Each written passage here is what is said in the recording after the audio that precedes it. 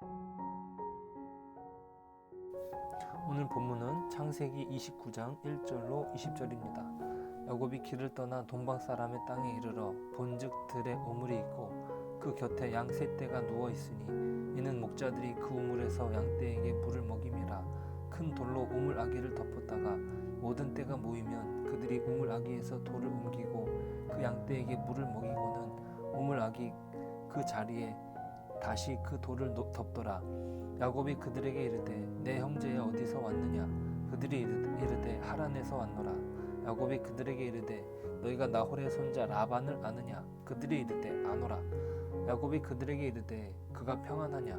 이르되 평안하니라. 그의 딸 라헬이 지금 양을 몰고 오느니라. 야곱이 이르되 내가 해가 아직 높은즉 가축 모일 때가 아니니 양에게 물을 먹이고 가서 풀을 뜯게 하라. 그들이 이르되 우리가 그리하지 못하겠노라. 때가 다 모이고 목자들이 우물 아기에서 돌을 옮겨야 우리가 양에게 물을 먹이느니라. 야곱이 그들과 말하는 동안에 라헬이 그의 아버지 양과 함께 오니 그가 그의 양들을 치고 있었기 때문이더라.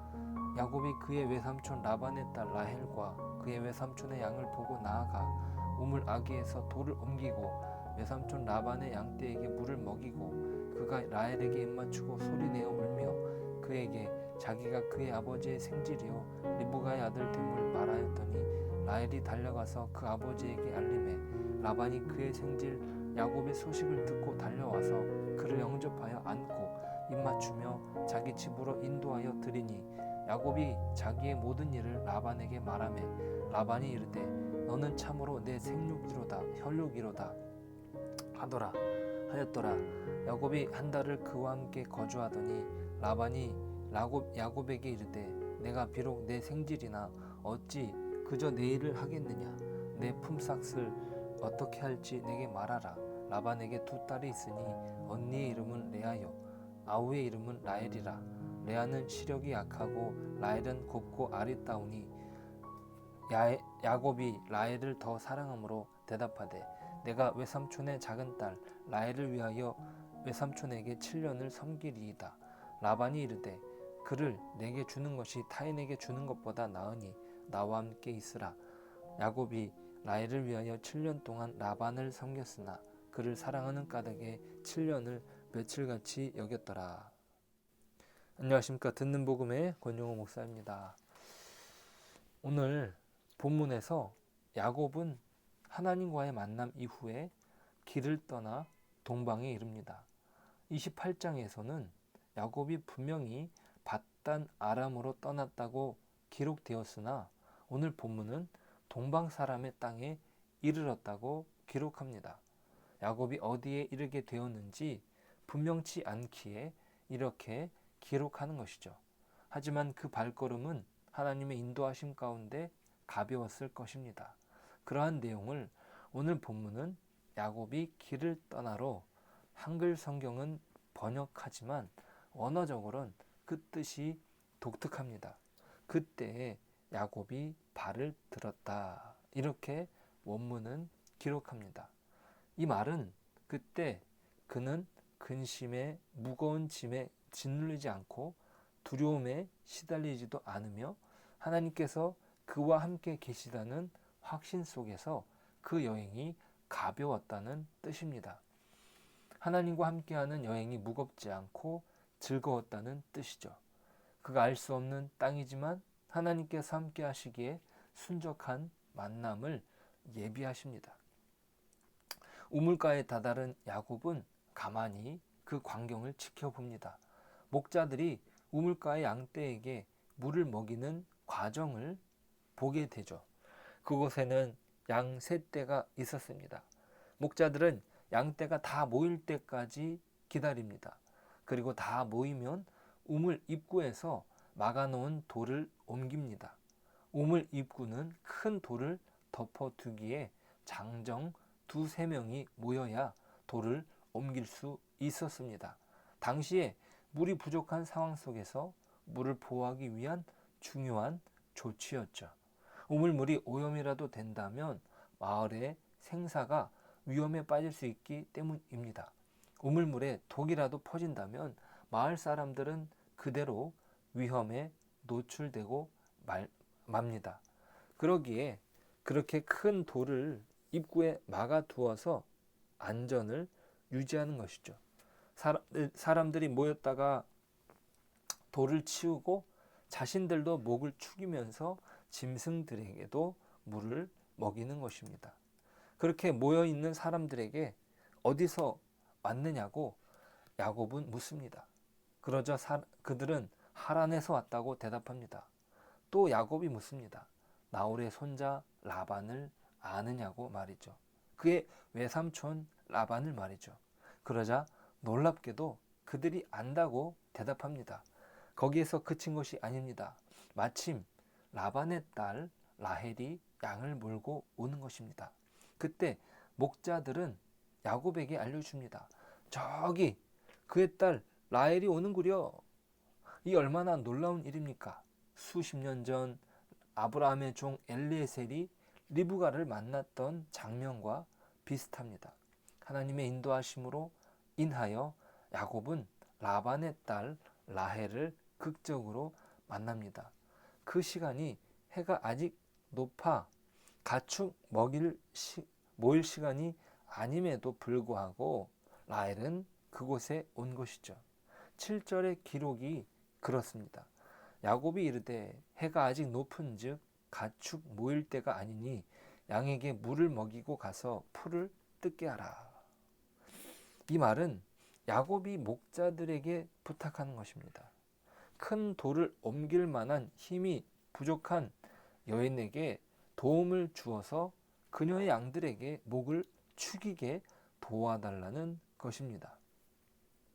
하지만 그들은 그렇게 하지 못하겠다고 대답합니다. 더 많은 떼가 모이면 움직이겠다고 손사래를 치는 것입니다. 이때 야곱은 괴력의 힘을 발휘합니다.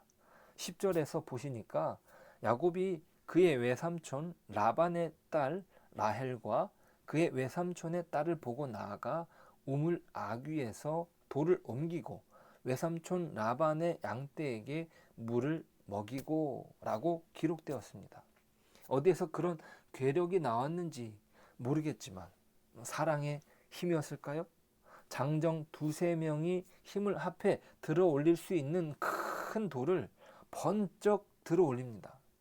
예전 엘리에셀이 낙타 10피를 끌고 이삭의 배피를 찾아올 때와는 너무나도 다른 풍경이죠. 이삭의 아들 야곱에게는 쫓겨난 신분이기에 아무것도 가진 것이 없습니다. 오직 힘뿐입니다. 어떤 상징적인 장면이 아닐 수 없습니다. 그에게 남은 것은 하나님께서 허락하신 몸뚱아리 뿐입니다. 엄청난 괴력이 어디에서 키워졌는지 모르지만 예전에 이 장막에서 지내길 좋아하는 야곱의 모습과는 전혀 다른 모습이죠. 긴 여정 속에서 몸이 단련되었는지 모르겠습니다. 하나님께서는 그를 인도하시는 과정 중에 그에게 필요한 것들을 하나씩 갖추어 나가게 하셨던 것입니다. 그렇게 야곱은 그에게 필요한 것들을 갖추어 가고 있었던 것이죠. 야곱은 자신의 서러움을 라헬을 만나자 소리내어 우는 것으로 표현합니다. 엉엉엉 웁니다. 얼마나 험난한 여행을 했겠습니까? 축복의 기도를 아버지에게서 받았지만 에서의 큰 분노에 자신은 쫓겨나는 처지가 된 것입니다. 그에게 훈련된 것이라곤 장사와 같은 힘을 소유하게 된 것이죠. 집에서는 상상도 못할 일이 자기에게 벌어진 것입니다. 집에서 지내는 것을 좋아했던 야곱은 그렇게 내몰려 전혀 예상하지 못한 인생길을 걷게 된 것이죠. 다행스러운 것은 자신의 하나님을 광야에서 만나게 된 것입니다. 이전에는 경험치 못했던 하나님을 만나며 그곳을 하나님의 집이라 명하기도 했습니다. 그것이 바로 베델이죠. 그러한 하나님의 인도하심으로 순적히 라반을 만나게 되었습니다. 자, 그런데 여기서 놀라운 사실은 무엇입니까? 그의 연약해진 상황, 그의 초라한 상황을 이용하는 사람이 바로 그의 외삼촌 라반이었습니다. 오늘 본문에서는 야곱을 무척이나 생각하는 것 같습니다. 야곱이 라반의 집에서 한 달을 거하면서 집안일을 돕는 모습을 보면서 라반은 그를 생각해주는 말을 건넵니다. 15절입니다. 라반이 야곱에게 이르되 내가 비록 내 생질이나 어찌 그저 내 일을 하겠느냐. 내 품삯을 어떻게 할지 내게 말하라. 어떤 품삯도 없이 내가 내 일을 하겠는가. 이렇게 말을 하는 것이죠. 그러자 라헬을 마음에 품었던 야곱은 라헬을 위하여 7년을 섬기겠다고 말합니다.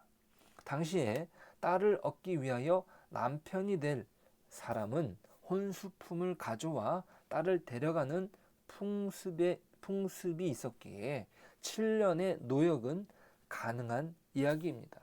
그렇게 야곱은 라반의 집에서 일을 하게 되죠. 광야길에서 단련된 몸이 품꾼으로 충분한 것입니다. 하지만 이어지는 본문에서 라반은 라헬을 주겠다면서 레아를 야곱에게 들여 보냅니다. 아무것도 보이지 않는 깜깜한 밤중에 레아를 들여 보내는 것이죠. 그렇게 속임수를 라반이 씁니다. 우리가 읽지 않았지만 25절은 이렇게 기록합니다. 야곱이 아침에 보니 레아라 라반에게 이르되 외삼촌이 어찌하여 내게 이같이 행하셨나이까? 내가 라헬을 위하여 외삼촌을 섬기지 아니하였나이까? 외삼촌이 나를 속이심은 어찌 됨이니까? 야곱이 하나님의 인도하심 안에서 만난 사람은 누구입니까? 속임수에 능한 라반입니다. 어쩌면 이 사람은 야곱보다 더 야곱 같은 사람입니다. 야곱은 배가 고파 지쳐있는 에서에게서 팥죽 한 그릇으로 장자의 명분을 빼앗았습니다. 또한 장자의 축복도 거짓을 사용해서 가로채지 않았습니까? 그런데 라반은 한술 더 뜨는 사람이었던 것입니다. 자신의 입속을 챙기기 위하여 야곱을 이용해 먹는 것이죠. 오늘 본문에서 야곱은 또 다른 야곱을 만난 것입니다. 하나님의 섭리 안에서 야곱이 은혜로이 원하는 사람을 만났지만 하나님께서는 야곱의 잘못된 행실의 대가를 치르게 하십니다. 그렇게 우리의 인생이 우리가 원하는 대로 단순하게 이루어지는 것이 아닙니다. 리브가가 생각했던 며칠이 자신의 그 둘째 아들을 보내면서 며칠 뒤면 우리가 만날 것이다. 이렇게 생각했던 그 시간이 오늘 본문에서는요. 7년을 며칠같이 여겼더라라는 문장으로 결론나지 않습니까? 하나님께서 야곱을 빚어가신 데 있어서 라반을 만나게 하신 섭리가 분명히 있습니다. 야곱이 진정한 야곱 되기 위하여 시간이 필요하고 훈련이 필요한 것입니다. 그 시간은 우리가 단정할 수 없고 하나님의 선하신 손길 위에서 이어져 갑니다. 하나님의 선하신 섭리 안에서 야곱이 훈련되어 가는 것입니다. 오늘 우리는 어떻습니까? 야곱과 같은 훈련 받아야 할 나의 영역은, 내 삶의 부분은, 내 인격의 영역은 어디입니까? 하나님께서는 그 영역을 훈련시키기 위하여 시간을 허락하시고 또 사람을 만나게 하실 것입니다. 우리는 그러한 하나님의 손길을 인지하면서 오늘을 사는 것입니다. 나를 훈련하기 위하여 내가 겪어야 하는 일은 무엇인가? 오늘도 그런 과정 속에서 하나님의 사람으로 거듭나는 저와 여러분 되시기를 소망합니다. 기도하겠습니다. 하나님, 오늘 야곱이 긴 여정 뒤에 자신이 원했던 사람들을 만나게 됩니다. 그런 과정을 통해서 야곱이 야곱으로 세워져 가는 것을 보게 됩니다. 자신의 생각했던 그런 계획과는 전혀 다른 삶을 그가 삽니다. 그가 자기가 속임수로 살아왔던 그 인생을 자기보다 더 큰 속임수로 자신을 이용하는 사람을 만납니다. 하나님 그 과정 중에 하나님의 예비하신 섭리가 있는 줄 믿습니다. 하나님 그 야곱이 온전한 야곱으로 변화되기 위해서 하나님은 그를 그 만남으로 또 그를 그 순적한 길을 또 인도하신 줄 믿습니다. 하나님 오늘도 우리의 삶이 동일할 줄 믿습니다. 야곱과 같은 훈련을 받아야 될 내 삶의 영역은 어디에 있습니까? 내가 변해야 될 인격은 무엇입니까? 하나님 나를 오늘 하루도 주의 은혜 안에 서게 하여 주옵소서. 하나님의 손길을 인지하면서 오늘을 살 수 있도록 도와주시옵소서. 나를 훈련하시기 위해서 우리가 겪어야 되는 일은 무엇인지 저희들이 깨달을 수 있도록 또 그러한 과정을 통해서 하나님의 사람으로 온전히 거듭날 수 있도록 도와주시옵소서. 모든 것 예수님의 이름으로 기도드립니다. 아멘.